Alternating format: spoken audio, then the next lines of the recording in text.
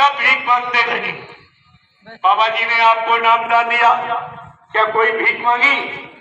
ये तो आपको सोचना चाहिए।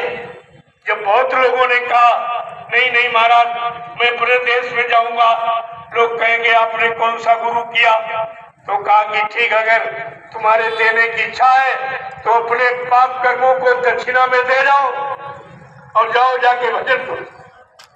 ये दक्षिणा में जरूर मांगा कि अपने पाप कर्मों को तुम दक्षिणा में भेंट कर जाओ और जाओ घर में जाके भजन करो। क्या ऐसा महापुरुष कभी धरती पर कोई आया? कोई ऐसा इतिहास तुमने पढ़ा है कि कोई किसी के पाप को ले ले और बदले में कर्म दे दे? ऐसा कौन पता? लेकिन तुमको भी नहीं पहचान पाए, उनसे भी अपना काम नहीं बना पाए, तो तुम्हारे जीवन का एक कितना बड़ा धोखा। यही तो आपको सोचना चाहिए। इसलिए प्रेमियों, अब जरा दो वचन सुन लीजिए। सत्संग की कितनी बड़ी महिमा। कलयुग अन्य युगों में कथा वार्ता शुभ कर्म करने के लिए सिखाई गई। अन्य युगों में शुभ कर्म, पूजा करो, पाठ करो, तीर्थ करो, व्रत करो, हवन जप तबियत गंगा स्नान करो। इससे क्या मिलेगा? मान मिलेगा, सम्मान मिलेगा, सामान मिलेगा। आत्मा से भजन करोगे तो भगवान मिलेगा। ये भगवान मिलने वाला, वो सामान मिलने वाला। चाहे दोनों कर लो, चाहे संत महात्मा किसी की आलोचना नहीं। दोनों कामों की जानकारी आपको दी कि शरीर इंद्रियों से करोगे, शरीर इंद्रियों को लाभ मिलेगा, और आत्मा से करोगे तो आत्मा को लाभ। दोनों का लाभ अलग। तो कितनी बड़ी चीज आपके लिए। और भजन करने में कोई खर्चा नहीं, एक नई पाई नहीं लगती भजन। पूजा में तो बहुत खर्चा, क्योंकि जब आप सामान सम्मान धन दौलत पाना चाहते हो तो पहले खर्च करो। वो तो व्यापार है, पहले लगाओ और बाद मिलेगा। लेकिन भजन व्यापार नहीं है। भजन में कुछ लगाना ही नहीं, न मंदिर बनाना, बना बनाए मनुष्य मंदिर। आप ये परमात्मा ने अपने हाथों से क्षितिजल पावक गगन सबीरा पंच तत्व रचित शरीरा, जल पृथ्वी अग्नि वायु आकाश 5 मसालों को मिलाकर विचित्र कारीगरी से भगवान ने ये मंदिर अपने हाथ से बनाया, और इसी मनुष्य मंदिर में अपनी चेतन मूर्ति जीवात्मा को बैठा दिया। ये भगवान का बनाया, ईंट पत्थर वाला वो इंसान का बनाया। इसीलिए जो इंसान ने बनाया वो नकली और भगवान ने बनाया वो असली। अब आप ये सोचो कि भगवान अपने वाले असली मंदिर में रहेगा कि तुम्हारे ईंट पत्थर नकली वाले बनेगा? क्या नकली वाले में कभी आया है या किसी को मिला? कोई बता दे। किसी पंडा पुजारी से पूछो, कितने साल से पूजा कर रहे हो, जिसकी पूजा करते हो वो मिला, उसका दर्शन हुआ, उसने कुछ कहा, उसने कुछ मांगा, या कोई आशीर्वाद वरदान तुमको दिया, तो आपको जानकारी हो जाती। किसा मुल्ला मौलवी से पूछो कि मस्जिद में इतने दिनों से चिल्ला रहे हो, अल्लाह का हल्ला मचा रहे हो, अल्लाह मिला, खुदा मिला आपको, तो आपको जानकारी हो जाती। तुम्हारा समय और श्रम पूंजी बच जाती अगर आप जानकारी कर लेते। लेकिन यहाँ कोई किसी ने नहीं पूछा। ये तो रात मची हुई है, जग अंधा पुण्य अंधा, ताते मच गई अनाधुंधा। यहाँ तो अनाधुंध मची है, पत्थर के नाम पर, कागज के नाम पर, पानी के नाम पर, तीरथ के नाम पर, मूर्त के नाम पर लूट मची। लूट लो, लूट लो, लूट। लेकिन भगवान नहीं मिला, जिसके लिए किया गया वो नहीं मिला। तुमने सारा जीवन खत्म कर दिया, क्या तुमको कुछ मिला? जरा अपने बारे में सोचो कि जीवन चला गया, लेकिन कुछ जीवन जीने का ढंग भी नहीं मिला कि जीवन कैसे जिया जाए, ये भी जानकारी बेचारों को नहीं। और इसी जनता की ममता में फंस के रह गए, जबकि धर्मशास्त्रों ने इनको यानी मना किया, लेकिन ये माने नहीं। ये स्वार्थी लोग धर्मशास्त्र क्या कहते? ना हम बसामी वैकुंठे योगिना हृदय नचा मम भक्त्वा यत्र गायन्ति तत्र तिष्ठामि नारदा। भगवान कहते हे नारद, मैं यहाँ कहीं नहीं रहता जहाँ तुम हमको ढूंढते खोजते हो।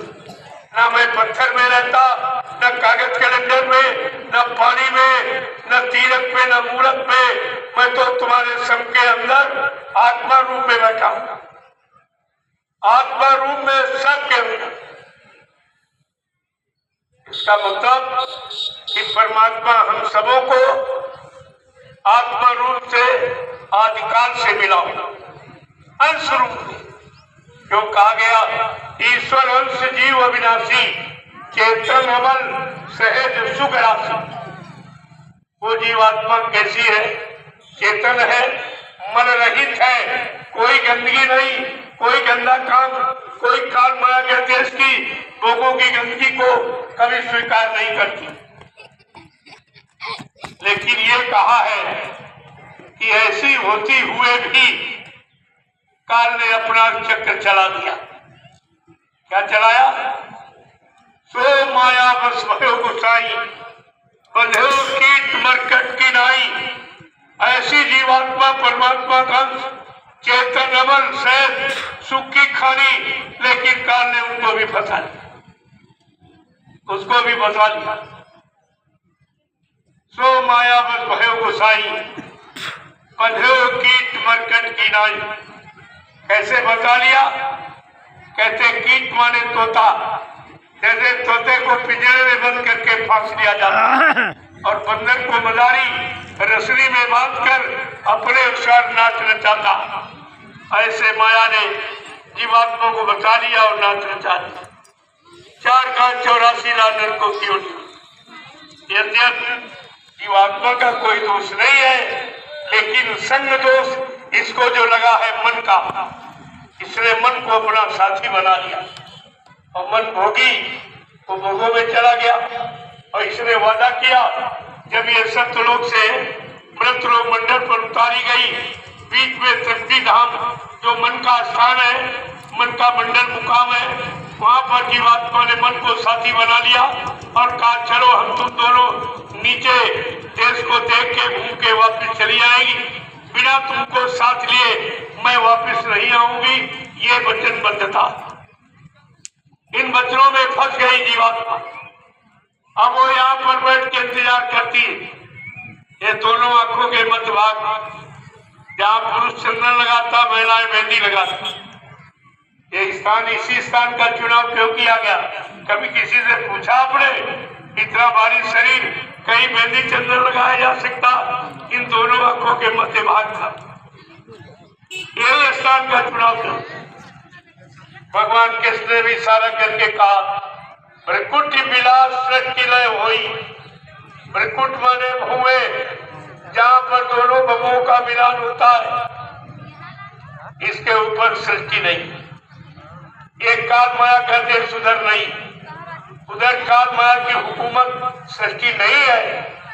वो जीवात्मा अजर अमर देश अविनाशी, वो पाक साहब स्थान शरीर के नाके पर बैठे, वहाँ काल माया की कोई गंदगी भोगों की नहीं जा सकती। वो वहां बैठी है और मन नीचे इंद्री घाटों पर उतर गया।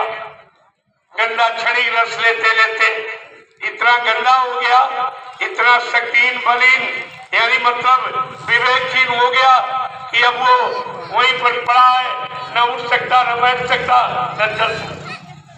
जीवात्मा बेचारी इंतजार कर रही, क्योंकि उसने वादा किया था बगैर तुमको साथ ले मैं वापस घर नहीं आऊं। बस इसी वचन के कारण इतने युगों से फंसी थी, अपने प्रिय मित्र मन का इंतजार कर रही। अब वो भोगों में फंसा मतवाला, वहां भोगों में डुबकी लगा रहा, गोते लगा रहा बेचारा। अब वो निकलने की शक्ति सामर्थ्य उसमें नहीं कि जीवात्मा तक पहुंचे और जीवात्मा उसको साथ में लेके घर चले। यही से सत्संग प्रारंभ होता है। आपको ये भी नहीं मालूम सत्संग का मतलब क्या, कहां से सत्संग प्रारंभ किया गया। जीवात्मा जहां से फंसी बस वहीं से सत्संग प्रारंभ। इसको कैसे निकाला जाए और निकाल के इसको इसके घर सतलोक सत्य नमामि धाम प्रभु धाम कैसे पहुंचाया जाए और मन को उसके तृप्ति धाम में कैसे पहुंचाया जाए, यही तो सत्संग का विषय है। मन और जीवात्मा यही सत्संग का असली विषय, और इसको कोई बताता नहीं, कोई जानता नहीं। तो जरा सुन लीजिए दो वचन। जय गुरुदेव।